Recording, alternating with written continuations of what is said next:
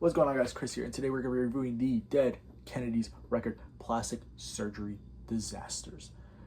Dead Kennedys, one of my favorite bands of all time. I remember being in high school, I think I was like around 15, watching some of Fantano's videos and stumbling upon a classic review for this record, and I went to go listen to it after because I liked what he had to say, and I mean, it's became one of my favorite albums of all time. There's a reason why I'm reviewing it here. And yeah, that's it.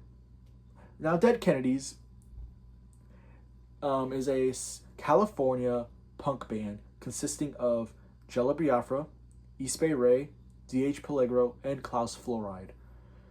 And I think this is easily the best four-man punk band. Sorry, Fugazi. I love you too. But the reason why I say that is because of the fact that, one, you have probably the best punk bassist of all time in freaking Klaus Fluoride. You have one of the best drummers in punk history. The way this guy would just burst into a track so fast, so strong. D.H. Peligro, especially on tracks like BUZZBOMB. The way he would just, with those fucking absolutely insane snare rolls, like. And then you got East Bay Ray, whose guitars are very, like, surf influenced. And then Jello Biafra. You know, probably one of the most unique vocalists in punk history. The way he uses satire and political commentary to write his stuff is amazing.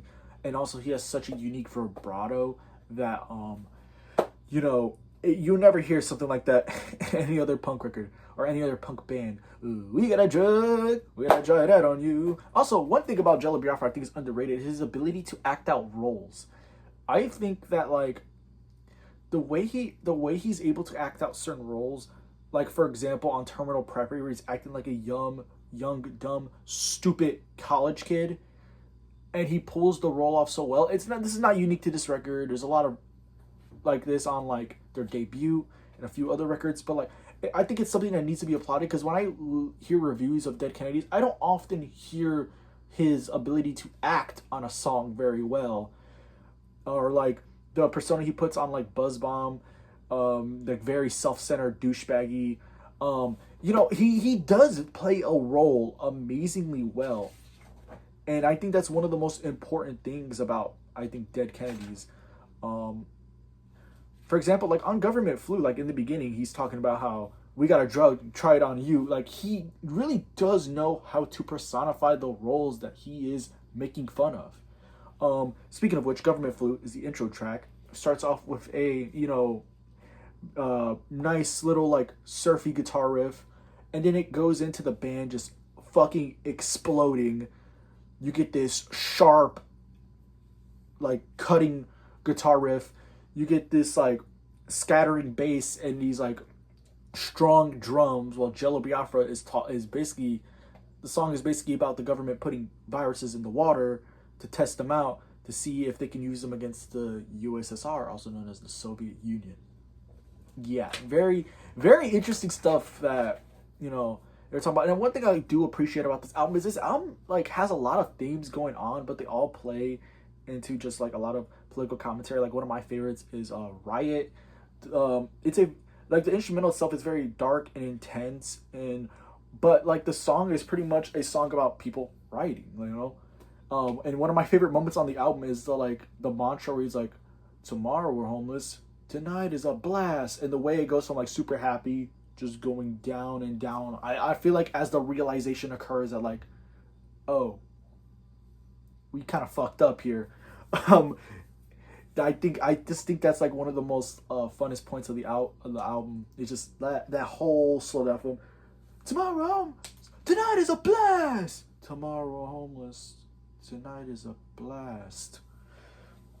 One of my other personal favorites on here is Halloween.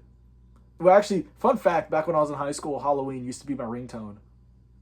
So it's Halloween, and you feel like dancing.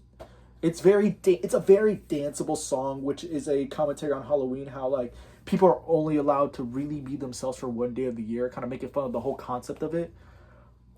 And yeah, very smart commentary on the holiday itself, and just Like, one of my favorite moments on this one is like, why don't you take your social regulations, shove them up your ass? This album has so many, like, I think repeatable lines for me because I've heard it so many times when I was in high school. Why don't you take your social regulations, just shove them up your ass? God, I love this album. One of my other personal favorite on the album is Trust Your Mechanic. It is not about an actual mechanic. It is about the pharmaceutical industry, about people being placed on drugs and those drugs fucking something else up. So you gotta take more drugs, and it's a fucking cycle of people getting absolutely fucked up for health issues, and it doesn't actually cure the problem. It just subdues it and gives you another problem to deal with.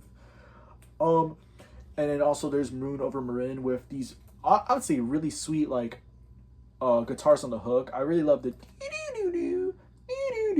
and then this is actually, I think this is the most surf-like song on the album. I mean, it literally is about pollution on a beach, like lines like I squished a fish between my toes, or you know, just it is literally about pollution on a beach, so that kind of does make sense that, you know, it is the most surf-like album on here. And it's to me, I think, such a perfect outro track because of the way the song presents itself.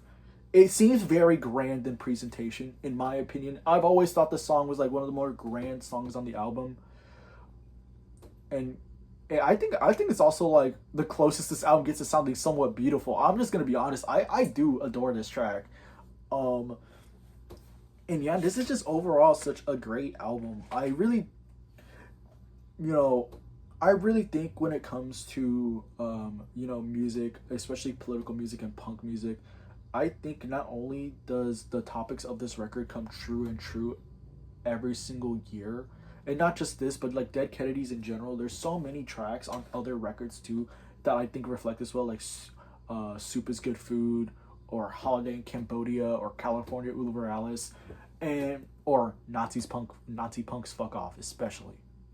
But I think it's just a testament to not only how great Dead Kennedys were as a band, but how cutting edge and, you know, politically wise Jello Biafra was.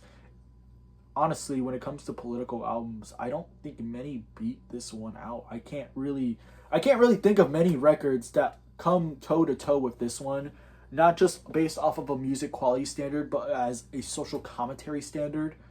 And that's why this record is one of the reasons why I'm so politically minded today. Even if me and Jello Biafra don't necessarily agree on every little thing, but I just think that this record is such a great, fantastic showing. Some of the best social commentary, not just of the decade it came out, but of all time. And yeah, that is my review of Dead Kennedys Plastic Surgery Disasters. I think it is a amazing record. I think it is a perfect punk record. I think it is one of the greatest records of the 80s, if not one of the greatest records of all time. And that is why I'm reviewing it today. Yeah? Yeah.